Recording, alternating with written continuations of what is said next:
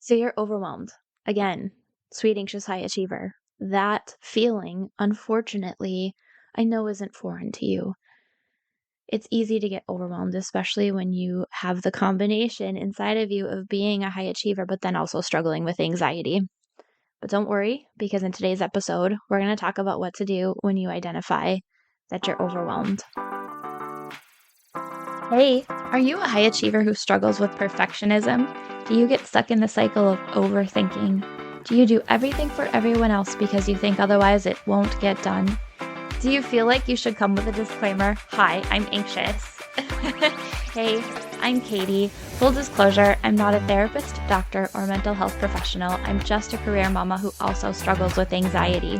For me, anxiety reared its head at the most inconvenient times, when I wanted to be present with my family, at those high-pressure business meetings, when I was laying in bed awake at night worrying instead of sleeping. I just wanted to relax and be able to have fun, and I know that you do too. What if you found tools to manage your anxiety? What if you knew how to enjoy life even though you are anxious? Look, it's time to put down that third cup of coffee and swap it for some lemon water. We're going to get control over anxiety so it can stop controlling you. Let's go, girl. Hey, sweet, anxious, high achiever. Thanks for joining me today. If you have not yet listened to last week's episode number 96, I want you to pause this and go back and listen to that. It's short and sweet, as usual, because what I talked to you about in that episode is how to identify what is overwhelming you if you're not sure what's overwhelming you. Sometimes as anxious high achievers, we get overwhelmed by overwhelm and then we don't know where to start.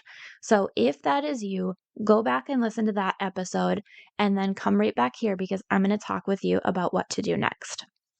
So now that you have identified at least one thing that you're overwhelmed with, and I want you to focus on one thing and one thing only, which I know is hard when you're overwhelmed, but just pick one thing. There's no right or wrong answer here. Just choose a thing. The first thing on your list, the thing that's bugging you most, pick a thing. And I want you to think about that particular thing that is overwhelming you, whether it's a particular project, an area of your life, a relationship that seems to not be going well. Have that one thing in your mind.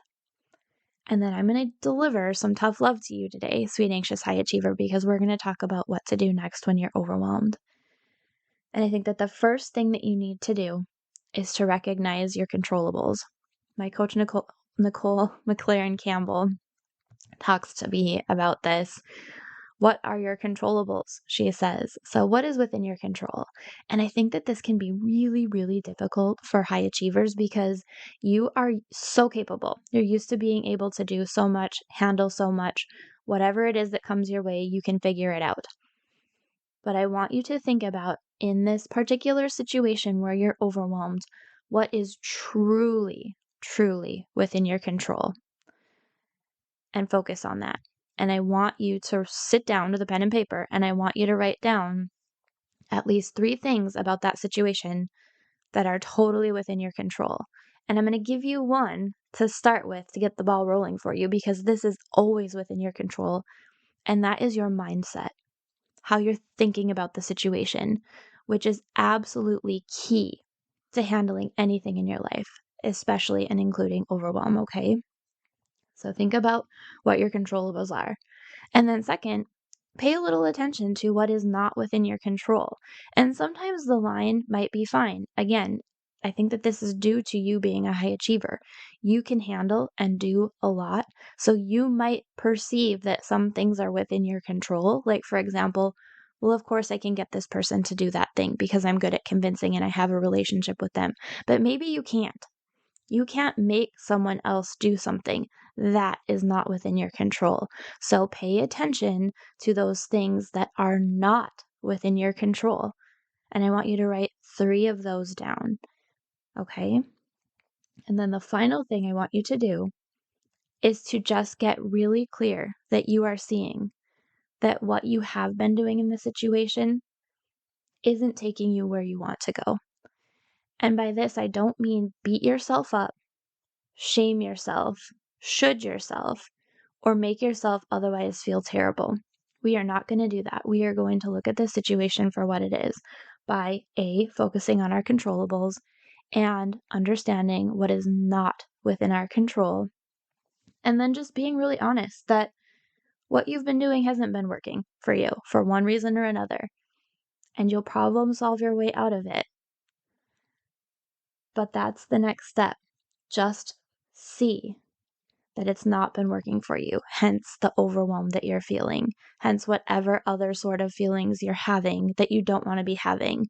Frustration, anger, anxiety, fear, dread, worry, you name it. I want you to see that what you're doing isn't taking you where you want to go. And that's your assignment for this week. Okay, dear sweet anxious high achiever. And again, don't worry, I'm not going to leave you hanging. I'll be back next week with next steps for you. So after you've identified one thing that's overwhelming you, I want you to focus on what your controllables are, identify those things that are outside of your control, and then be really honest with yourself that what you've been doing so far has not been working for you. And then come back next week and we're going to talk about what you're going to do next, sweet anxious high achiever.